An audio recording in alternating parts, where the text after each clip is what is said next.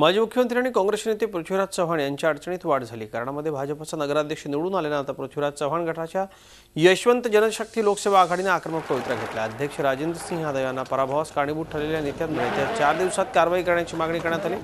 कारवाई सिंह यादव यांच्यासह 11 नगरसेवकांनी हा निर्णय घेतल्यानं शहरात राजकीय खळबळ माजली।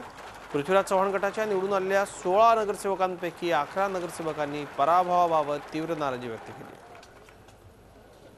बरोबर विरोधक ते विरोधक होते, पण आमच्या बरोबर राहून पण ज्यांनी मला विरोध केला, राजेंद्र यादव पाहिजे, पण राजेंद्र यादव मोठा होता कामाने, ही जी काय भूमिका काय जणांनी मांडली आणि त्यातून जे काय झालं कटकार असताना त्या संदर्भामध्ये आम्ही तक्रार केलेली आहे।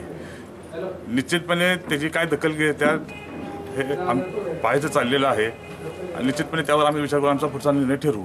परंतु एक गोष्ट की ज्यांनी गद्दारी केलेली आहे त्यांना निश्चितपणे ह्याची किंमत मोजावी लागेल। झी 24 तास रहा एक पाऊल पुढे।